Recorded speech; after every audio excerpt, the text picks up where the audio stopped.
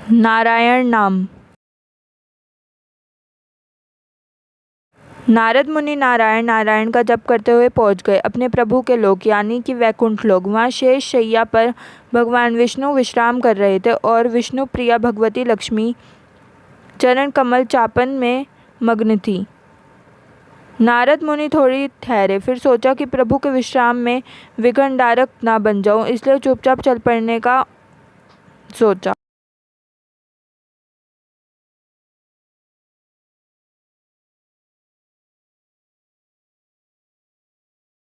प्रभु को अपने भक्त का इस तरह से जाना नागवार गुजरा और उन्होंने नारद मुनि को रोका। प्रणाम निवेदन के बाद नारद मुनि ने अपने आने का उद्देश्य बताया। प्रभु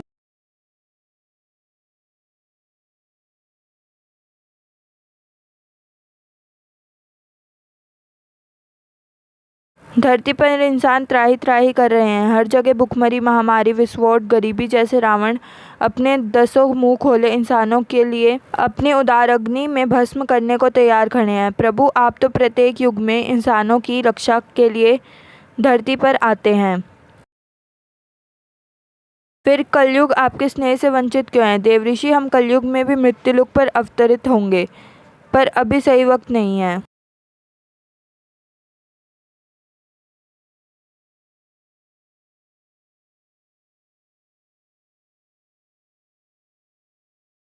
कलयुग को थोड़ा सा इंतजार और करना होगा, भगवान ने संतावना देते हुए कहा। प्रभु, तब तक तो देर हो जाएगी, धरती नष्ट हो जाएगी।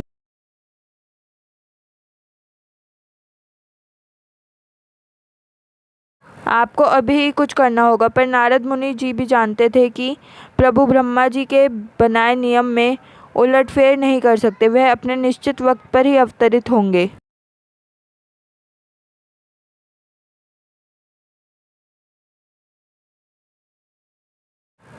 लेकिन समस्या का समाधान भी जरूरी है। आज्ञा लेकर भगवती ने निवेदन किया कि जब तब तक वो और गणेश जी धरती पर जाकर मनुष्य को धन और बुद्धि दे आते हैं, जिससे कुछ हद तक तो उनके संकटों का निवारण हो जाएगा। ब्रह्मा जी को भी इस प्रस्ताव पर कोई खास आपत्ति नहीं हुई। बस उन्होंने इतना भर कहा कि सब कुछ ठीक नहीं करना, क्योंकि तब प्रभु का अवतार कैसे होगा?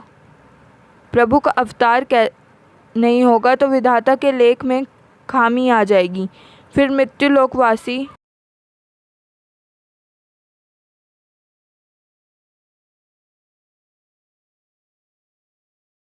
उनकी कृति को अमिट नहीं कह सकेंगे। भगवती लक्ष्मी और गणेश जी ने दिवाली के शुभ दिन को ही अवतरित होने का मन बनाया। इसी दिन वो अपने भक्तों की परेशानी को दूर करके अपने अपने धाम लौट जाएंगे। उन्होंने ऐसा विचार कर लिया। दिवाली के दिन में तो उनकी पूजा हुई नहीं, वो आए और लौट गए। लोग एक दूसरे से मिलने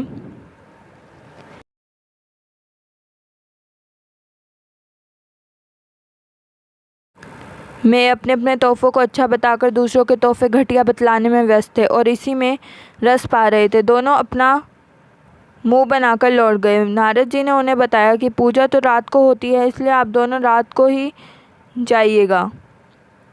रात गई, वे दोनों धरती लोक पर उतरने को तैयार हुए। पर ये क्या?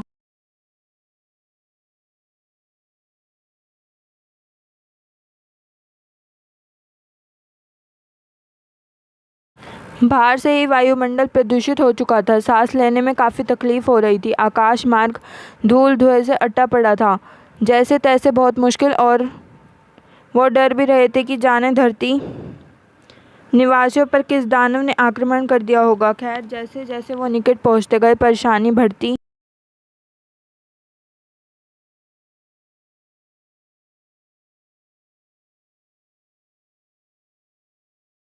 गई। अब तो आग के गोलों से भी सामना करना पड़ रहा था। कानों को फोड़ती आवाज़ें, आग के गोले, दम निकालता धुआं। एक बार की तो उन्हें महसूस हुआ कि पृथ्वी पर 5वां विश्व युद्ध छिड़ चुका है। खैर, जैसे तैसे करके वे धरती पर पहुंच ही गए। वे सोच रहे थे कि ऐसे माहौल में जब उन्हीं के लिए इतनी मुश्किल हो रही तो बेचारे इंसान कैसे जिंदा होंगे।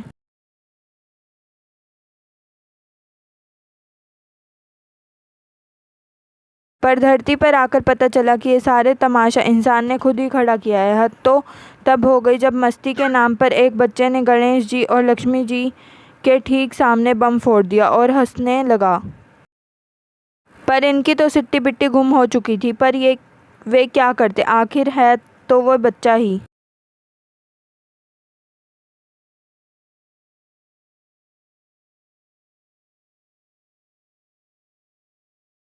बच्चे के साथ बड़े ही उनका उपहास उड़ाने से ना चूके। ये सब देखकर दोनों का मन अत्यंत ही दुखी हुआ और वे अपने धाम लौट गए।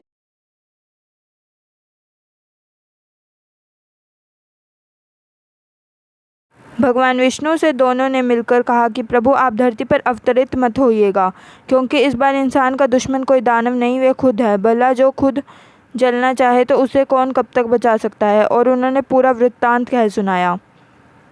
त्रिदेव भी इस वृत्तांत को सुनकर अपनी बनाई सृष्टि की करतूतों से शर्मसार हुए और नारद जी तो इतने व्यथित हुए कि कुछ देर तक नारायण नारायण जप करना भी भूल गए।